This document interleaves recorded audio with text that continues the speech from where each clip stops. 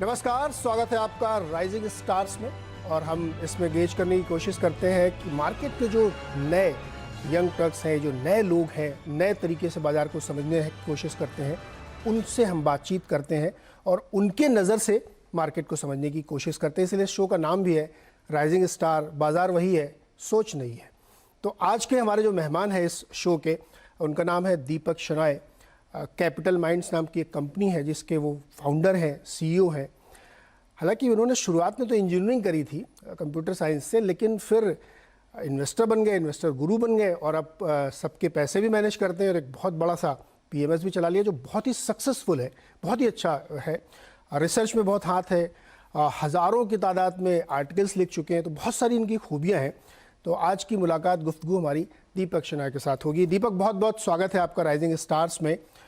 तो हम सबसे पहले तो यही जानना चाहते हैं कि दीपक शेनाय एक इंजीनियर थे और बेंगलुरु जाना जाता है टेक्नोलॉजी के लिए, इंजीनियर्स के लिए, फिर एकदम से ये कैसे हो गया कि आप इन्वेस्टमेंट के गुरु बन गए?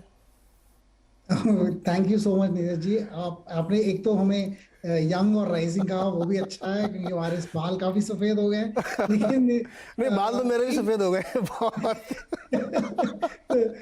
पर शायद इस बिजनेस में बाल सफेद होना एक्चुअली यूजफुल माना जाता है, क्योंकि बैटल के स्कार्स जो कहते हैं, जिसका उससे उससे ज्यादा इन्वेस्टमेंट बनती है। लेकिन हमारे जैसे मैं अगर मेरे हिस्ट्री देखें तो I was an engineer, computer engineer, और मैं कंप्यूटर टेक्नोलॉजी वाली कंपनी ही मैंने स्टार्ट करी थी बैंगलोर में 98 में। लेकिन जब मैंने वो कंपनी चलाना, हम अकाउंटिंग सॉफ्टवेयर बनाते थे और उसी टाइम पे हमने मतलब अकाउंटिंग सीखने के लिए, क्योंकि हमने सॉफ्टवेयर बनाना था तो अकाउंटिंग तो सीखना ही था। तो उस हिसाब जो उस टाइम पे जो हमने सीखा और फिर देखा कि पब्लिक कंपनीज जो हैं अपनी बैलेंस शीट्स, उस टाइम पे इंटरनेट काफी न्यू था, लेकिन बैलेंस शीट्स वगैरह मिल जाती थी ऑनलाइन।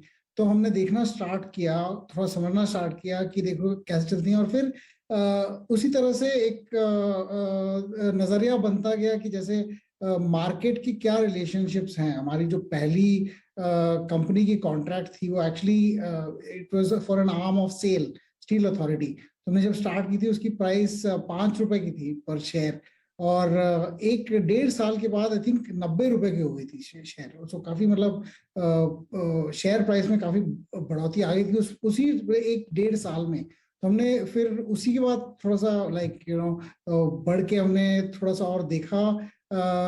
फिर एक टाइम पे हमने एल्गोरिथमिक ट्रेडिंग, जो इंडिया में काफी नई नई थी 2008 2009 में, उस टाइम पे हमने वहां पे, मैं बॉम्बे भी शिफ्ट हुआ यहाँ से, बैंगलोर से बॉम्बे, कि हम थोड़ा एक्सप्लोर करेंगे। देखिए इंडिया में एल्गोरिथमिक ट्रेडिंग क्या हो सकती है। Automatically can you buy and sell stocks, मतलब आप कंप्यूटर अगर उसमें कोई एल्गोरिथम बनाया जाए कि ऑटोमेटिकली देखिए कि जब खरीदने का टाइम होगा तो ऑटोमेटिकली खरीद लेगा और फिर ऑटोमेटिकली बेच देगा। उस टाइम पे इंडिया में उतना मतलब इंटरेस्ट नहीं था एल्गोरिथमिक ट्रेड में। अब तो काफी ज्यादा इंटरेस्ट हो गया है। पर उस टाइम पे हमने कहा कि देखो लेट अस सी अगर ये हो सकता है कि नहीं। और उसी हिसाब से फिर हम आर्टिकल, मैं वहाँ कैपिटल माइंड में आर्टिकल लिख रहा था उस टाइम पे, कि जैसे मैं लर्न कर रहा हूँ कि कैसे बुल मार्केट्स हैं, कैसे बेयर मार्केट्स हैं। वहां से आगे जाके जैसे मेरी इंजीनियरिंग की नॉलेज ज्यादा डेटा स्पेसिफिक होने के लायक, इन सेंस में मुझे डेटा अच्छा लगता था कि अगर डेटा से कुछ, क्योंकि उस टाइम पे काफी ये था कि अगर आप प्रोमोटर को जानते हैं, मैनेजमेंट को जानते हैं, तो आपको पहले पता लगेगा क्या होने वाला है। लेकिन मेरे हिसाब से ये था कि देखिए अगर कुछ होना ही है तो डेटा में आएगा, और जब रिजल्ट्स में आएगा तो आगे अगर पिछले वाले रिजल्ट्स अच्छे हुए और कंपनी अच्छी है तो आगे वाले रिजल्ट्स भी अच्छे होंगे। तो डेटा के हिसाब से हमें जाना चाहिए, ना कि सिर्फ मैनेजमेंट से बात करके। तो उसी हिसाब से हमने पहले जब मैंने कैपिटल माइंड बिजनेस स्टार्ट करी थी, उसी आइडिया पे हमने रिसर्च स्टार्ट किया था कि डेटा से ही हम अपॉर्चुनिटीज निकालेंगे। तो दीपक, ये जो बात आप कह रहे हैं बहुत इंटरेस्टिंग है, मेरे शो को बिल्कुल जस्टिफाई कर रहा है। क्योंकि हमने ये हमेशा सोचा कि जैसे आपने कहा कि बहुत सारे लोग जान पहचान या इन्फॉर्मेशन कहीं से मिल गई, प्रिवी हैं आप उसके, तो आपको फ़ायदा हो। लेकिन साइंस का आपने इसमें यूज़ किया कि अगर कुछ है तो डेटा में दिखेगा, डेटा में दिखेगा तो वो रिफ्लेक्ट होगा। तो ये एक बहुत ही साइंटिफिक अप्रोच आप लेके आए। तो ये आपको नौकरी करने या इंजीनियर बनने के बाद आपको लगा कि ये चीज़ हो सकती है, कि आपको पहले से ऐसे इंट्यूशन लगता था कि यार कुछ ऐसा किया जा सकता है कि जो बिल्कुल साइंटिफिक हो, जिसमें किसी ह्यूमन इंटरवेंशन की ज़रूरत ना पड़े? ये हमेशा साइंटिस्ट का वो इंजीनियर का ड्रीम ही रहता है कि खुद ही करे कुछ। हम काम नहीं करना चाहते ना, वो बस वही प्रॉब्लम है। इंजीनियर लोग बस कहते हैं कि यार मशीन बनाओ, वही काम करेगी, मैं कुछ नहीं करूंगा। हमारा आई मीन स्कोप ये था कि यार अगर कंप्यूटर खुद ही काम कर सकती है कि, लेकिन अब क्या हुआ था कि इसी टाइम पे 2009-2010 के बाद इंडिया में काफी डेटा हैवी होने लगी है। का आरबीआई से, सेबी से, जो म्यूचुअल फंड इंडस्ट्री है, जिसके जितने डिस्क्लोजर आ रहे थे, तो सारे डिस्क्लोजर उन्होंने इंक्रीज कर दिए कि देखिए आपको ये भी डिस्क्लोज करना है, 3 महीने में ये करना है, 2 महीने, हर महीने एक और चीज करनी है। तो ये जब डेटा आने लगे, हमने कहा कि इस डेटा, इतना ज्यादा जब डेटा आएगा तो इसको प्रोसेस करने के लिए ह्यूमंस, तो मतलब हम देख के तो शायद नहीं कर पाएंगे उतना जितना कंप्यूटर खुद ही कर सकता है। तो हम अगर इसको डेटा में डालें और इसको चार्ट्स में डालें या फिर इसको एनालिसिस वाली सॉफ्टवेयर में डालें, तो क्या हमें कुछ अपॉर्चुनिटी ऐसी मिल सकती हैं कि जिसमें पता लगे कि स्टॉक बहुत अच्छा करेगा। क्योंकि 5,000 स्टॉक्स हैं, आप कितनों को ट्रैक करोगे? आप मैक्सिमम 50-60 को ट्रैक कर सकते हो, लेकिन कंप्यूटर तो 1,000, 2,000, 5,000 स्टॉक भी एक टाइम पर ट्रैक कर सकते हैं। तो डेटा को अगर आप इनपुट दें कंप्यूटर को, तो शायद आप ऐसे एल्गोरिथम बना सकते हैं जिसमें वो बता दे कि देखिए यहाँ पे अपॉर्चुनिटीज हैं, इसको आप जरा और गौर से देखिएगा। और उस हिसाब से फिर आपका यूनिवर्स थोड़ा सा कम हो जाता है। आपको 5,000 नहीं, 200 स्टॉक्स या 100 स्टॉक्स में ही थोड़ा सा मतलब इंटरेस्ट देना पड़ेगा। और वो काफी इंटरेस्टिंग है क्योंकि वो अभी आजकल नॉर्मल हो गया कि लोग डेटा देख के ही इन्वेस्ट करते हैं, लेकिन 2009-2010 में उतना नॉर्मल नहीं था। बिल्कुल। और जो एल्गो के आपने शुरू किया, वो भी अपने आप में एक बहुत बड़ी चीज़ है और आजकल उसका बहुत प्रयोग हो रहा है। और जैसे कि आपने कहा ना कि अब एक्चुअली काम सर कोई नहीं करना चाहता, सभी लोग चाहते हैं कि दूसरे काम करें और हम उसको एंजॉय करें, लेकिन उसके लिए एक तरीका होता है जो आपने अपनाया, जो कि एक बहुत ही वैलिड और अच्छा तरीका है कि आपने डेटा की मदद ली, साइंस की मदद ली और वो आपको काम कर रही है। अब मुझे ये बताइए कि आप इस वक्त या किसी भी वक्त आप जब मार्केट को अप्रोच करते हैं, तो जो एक ट्रेडिशनल तरीका है मार्केट को देखने का या जो आपका तरीका है देखने का, उसमें कैसे फ़र्क है? तो हमने दो चीजें करी हैं। एक तो मार्केट को जो है, अगर आप डिवाइड करें, हर आदमी की जो फिलॉसफी है इन्वेस्ट करने की, वो अलग होती है। कुछ लोग कहते हैं कि देखिए जो अर्निंग्स ग्रोथ आएगी, ग्रोथ वाली स्टॉक्स खरीदेंगे, या फिर जो बहुत चीप होंगी पी रेशियो के हिसाब से, हम उन स्टॉक्स को खरीदेंगे, उसको कहते हैं वैल्यू। फिर कहते हैं ग्रोथ। फिर 2-3 ऐसी और चीजें हैं। एक तो है क्वालिटी, जैसे बहुत अच्छी कंपनीज हैं बिना डेट के, जो लंबे अरसे से ग्रो करती आई हुई हैं, वो क्वालिटी कंपनीज हैं। और फिर दो और फैक्टर्स हैं जिसमें वो आप कहते हैं कि देखिए क्वालिटी, वैल्यू, वो आप नजर देखोगे, आपका नजरिया अलग होगा, मेरा नजरिया अलग होगा।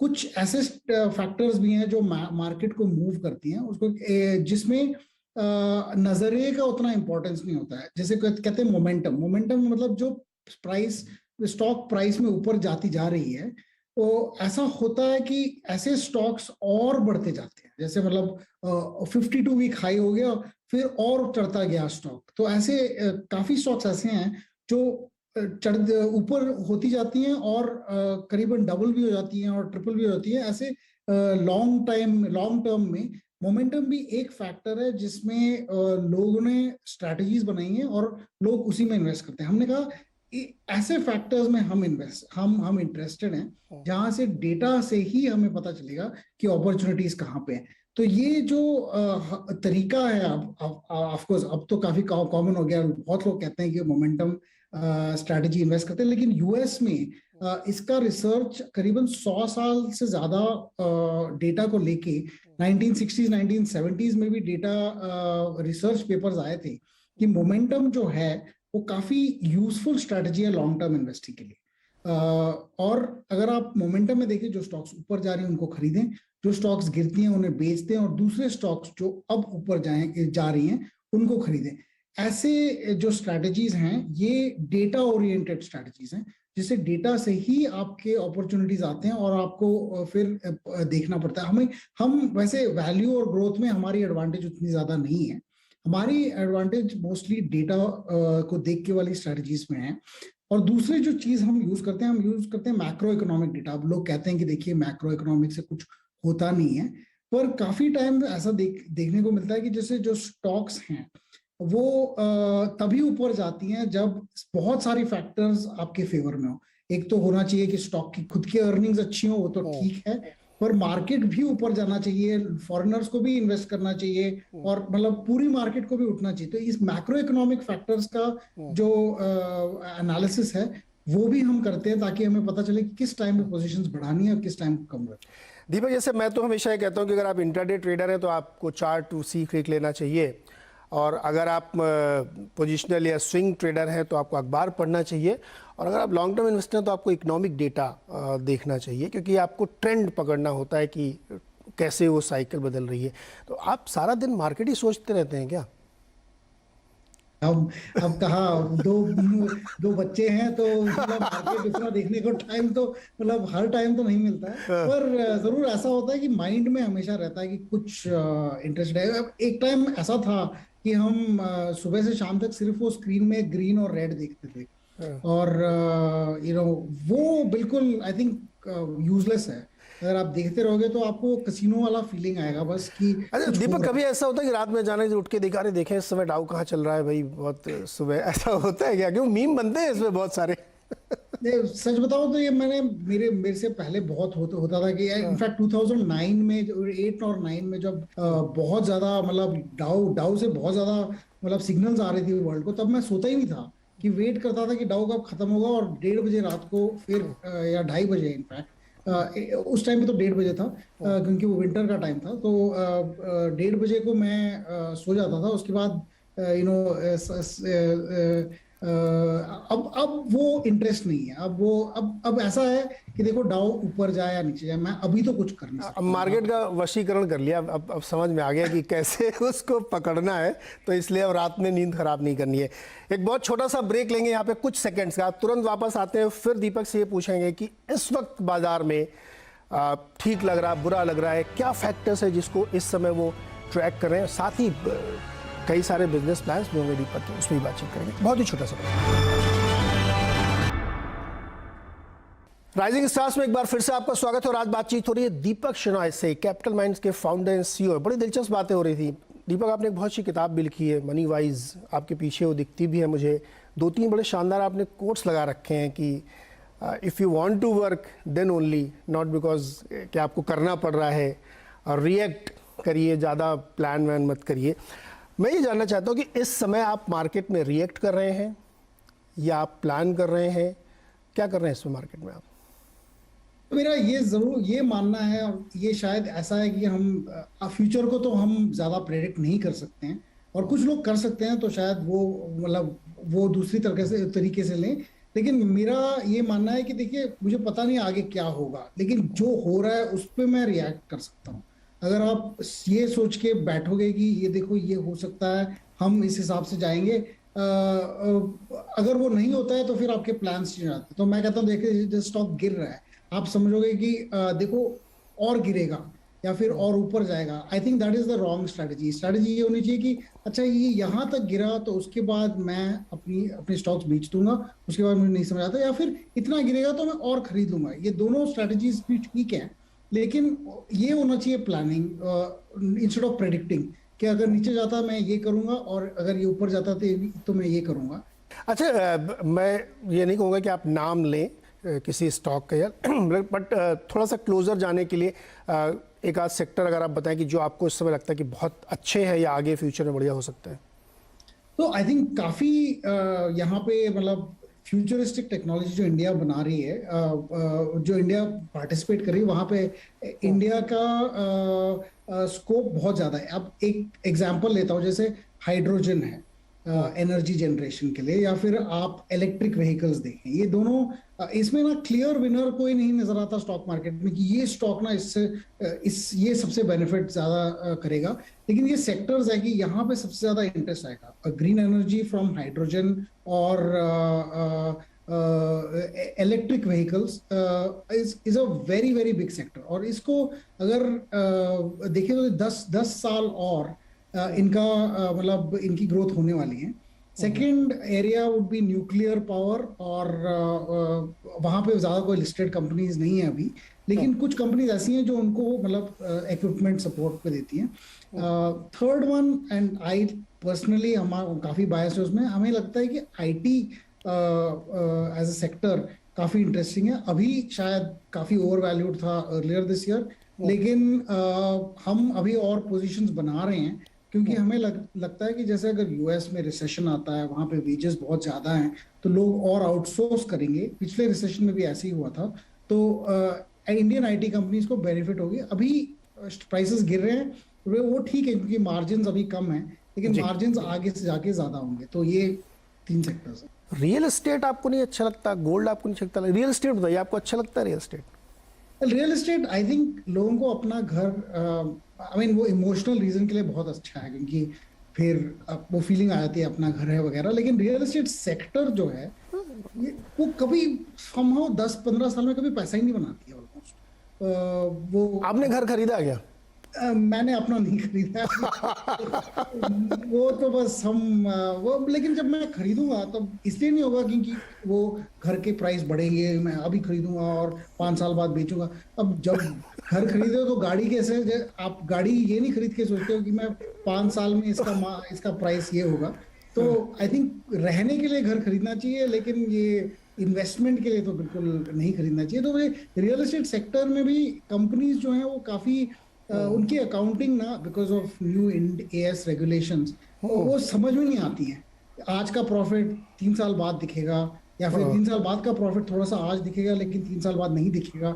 और इसके लिए कैश फ्लो स्टेटमेंट्स वो सिर्फ साल में एक बार रिवील करते हैं, और उसकी वजह से हमें ज्यादा इंटरेस्ट नहीं है रियल एस्टेट कंपनीज में। और गोल्ड में आपका इंटरेस्ट है या घर से प्रेशर पड़ता होगा? वैसे घर से उल्टा प्रेशर है, हमारे घर में तो बिल्कुल गोल्ड में इंटरेस्ट नहीं है।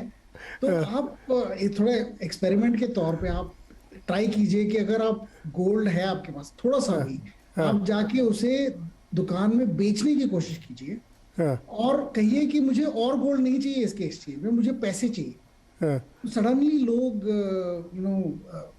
वो स्ट्रेंज रिएक्शंस आया था कि नहीं नहीं, हमें कैसे पता ये आपका गोल्ड है, हम नहीं दे सकते, हम तो सिर्फ एक्सचेंज करते हैं। तो अगर ऐसी चीज है जो खरीदी जा सकती है लेकिन बेची नहीं जा सकती है, तो उसमें ज्यादा इंटरेस्ट नहीं है मुझे। और लॉन्गर टर्म में देखें, अगर आप 10 साल में, अब लास्ट 10 इयर्स में जो आपने गोल्ड की प्राइस की इंक्रीज देखी है, वो ऑलमोस्ट सारी जो है डॉलर के अप्रिसिएशन से आई, गोल्ड के प्राइस से नहीं है। डॉलर में अगर आपने 10 साल पहले गोल्ड खरीदी होती तो आपका अभी 10% लॉस होता। कैपिटल माइंड कुछ नए प्रोडक्ट या कुछ नए वेंचर्स करना चाहती है, म्यूचुअल फंड भी आप तैयारी कर रहे हैं, AIF फंड की भी तैयारी, उसके बारे में बताइए हमें थोड़ा। हाँ जी, हम वैसे जैसे हमारे हम जो भी पोर्टफोलियो मैनेजमेंट सर्विस चलाते हैं उसमें अबाउट 850 करोड़ हम मैनेज कर रहे हैं, और अबाउट 1500 करोड़ पे हम एडवाइस दे रहे हैं कुछ कस्टमर्स के लिए। तो हम जैसे अपनी फीस चार्ज करते हैं ऑलमोस्ट करीबन म्यूचुअल फंड के जैसे ही चार्ज करते हैं। हम कोई प्रॉफिट शेयर नहीं लेते हैं, हमारे पास हमारा कोई एंट्री लोड नहीं है, एग्जिट लोड नहीं है, और हमारा जो फीस है वो जैसे म्यूचुअल फंड चार्ज करती है मैनेजमेंट फी के हिसाब से, हम भी वही मैनेजमेंट फी के हिसाब से चार्ज करते हैं। लेकिन हम PMS में रिस्ट्रिक्शन ये है कि आप 50 लाख से कम इन्वेस्ट नहीं कर सकते। तो हमने एप्लीकेशन भरी है सेबी के साथ, और वो अभी इन प्रोसेस है। Hopefully if they give us a license then फिर हम अपना भी म्यूचुअल फंड लॉन्च कर सकते हैं, ताकि फिर हम सारे लोगों को सर्विस कर सकें हमारी स्ट्रेटजीज के साथ, और थोड़े से टेक्नोलॉजी को यूज करके इस बिजनेस को मतलब और सर्विस इन्वेस्टर्स को ज़्यादा सर्विस करें और अपॉर्चुनिटीज एनहांस करें। AIF भी एक और तरीका है जिसमें हमने स्पेसिफिकली कुछ ऐसे कस्टमर्स हैं जो हायर रिस्क लेना चाहते हैं और वो हम PMS में नहीं लेना चाहते हैं, तो तो उनके लिए हमने स्पेसिफिकली एक AIF के लिए एप्लीकेशन स्टार्ट किया। वो प्रोसेस आई थिंक दोनों का काफी टाइम है, I think at least 1 year 1.5 years from now minimum. तो लेकिन हमारे लॉन्ग टर्म प्लान यही हैं कि हम इसी बिजनेस को ज़्यादा बढ़ाएं। आजकल ये नए ज़माने की बड़ी बड़ी कंपनियां आ रही हैं जो टोटल एड्रेसेबल मार्केट को ही अपना धर्म मान के चलती हैं, अच्छी लगती हैं आपको क्या? सच बताऊं तो ये जो वर्ल्ड है चेंज होती है ऐसी कंपनीज से। कुछ ऐसी कंपनीज होती हैं जो मतलब बड़े बड़े बन जाते हैं, जैसे अमेजोन जब आए थे उन्होंने कहा कि यार ये कौन सा ऑनलाइन रिटेलर है जो लोग थोड़ी मतलब क्रेडिट कार्ड देके बुक खरीदेंगे। अब देखिए सब लोग क्रेडिट कार्ड देख के सब चीजें खरीदते हैं। वो जो नई नई कंपनीज है उसमें से कुछ कंपनीज आके दुनिया को बदल देंगी, इंडिया को भी बदल देंगी जी। लेकिन इसी जर्नी में कुछ कंपनीज जीरो भी हो जाएगी। मतलब रिस्क का मतलब ये है कि ये हाई रिस्क गेम है, हाई रिटर्न्स गेम है, रिस्क भी बहुत ज्यादा है। लेकिन मुझे ये लगता है कि आजकल के जो कंपनीज जो रिसेंटली लिस्ट हुए हैं शायद उनमें अभी प्रॉफिट का कोई मतलब व्यू नहीं है, और अगर प्रॉफिट की तरफ जैसे जैसे बढ़ती जाएंगी उनकी वैल्यूएशंस भी उतनी इंक्रीज होती जाएंगी ओवर टाइम। और जब तक वो नहीं दिखाते कि वो प्रॉफिट की तरफ जा रही है उस टाइम तक उनके स्टॉक प्राइसेस भी डिप्रेस्ड होंगे। एक टाइम पे ऐसा टाइम आएगा, हम इन सारी कंपनीज को काफी ओन करते थे लेकिन हमने कहा कि देखिए अभी प्रॉफिटेबिलिटी का मतलब रूट नहीं दिख रहा है, लेट अस वेट। बट जब दिखेगा तो हम आएंगे, हम शायद लेट होंगे। हम बहुत जैसे आपके जो व्यूअर्स हैं वो हमारे से पहले शायद इन कंपनीज में आ जाएंगे, पर हमें कोई प्रॉब्लम नहीं है। It's better to be slightly late than too early. अच्छा, अब दीपक हम लोग एकदम अंत की तरफ हैं अब अपने शो की, तो हम ये कोशिश करते हैं कि हम अपने इन्वेस्टर्स को, ट्रेडर्स को, दर्शकों को एक गिफ्ट दें, और वो गिफ्ट हो सकता है सिर्फ सबसे अच्छा ज्ञान का। और ज्ञान के लिए आप किताब पढ़ सकते हैं, आप कोई फिल्म देख सकते हैं, आप कोई OTT सीरीज़ देख सकते हैं, आप कोई गाना सुन सकते हैं। तो एक तो किताब जो दीपक ने खुद लिखी है मनी वाइज, आप उसको पढ़ सकते हैं, तो वो तो एक गिवन गिफ्ट है। लेकिन दीपक शेनायक को भी तो कुछ पढ़ना, सुनना, देखना अच्छा लगता होगा, वो क्या है जो आप हमारे दर्शकों को सजेस्ट करना चाहेंगे? तो बिल्कुल, इनफैक्ट मैं काफ़ी मतलब आई रीड अ लॉट, तो किताबें मैं बहुत पढ़ता हूँ। और अभी एक किताब मैं सब लोगों को बोलूँगा कि आप पढ़ें, कि एक बुक है, इसका नाम है बफेट बाय रॉजर लोवेनस्टीन। ये मार्केट की किताब है, ये वॉरेन बफेट के बारे में। लेकिन उनका ये नहीं है कि ये वॉरेन बफेट ग्रेट हैं, ये है वो है। उनका actually nice biography from a third party, and Roger Lowenstein लिखते भी बहुत अच्छे हैं। तो वो आई थिंक वो किताब बहुत अच्छी है अगर आपको मार्केट व्यूज चाहिए होंगे। और दूसरा जो मैं काफी पढ़ता हूँ वो एक ट्रैवल और ह्यूमर की किताब है। एक तो ह्यूमर की, आजकल तो ऐसे लोग ह्यूमर सिर्फ स्टैंड अप कॉमेडी देखते हैं यूट्यूब पे, शायद तो किताबें कौन पढ़ता होगा। लेकिन अगर पढ़ना चाहते हैं तो एक ऑथर है जिसका नाम है डेव बैरी।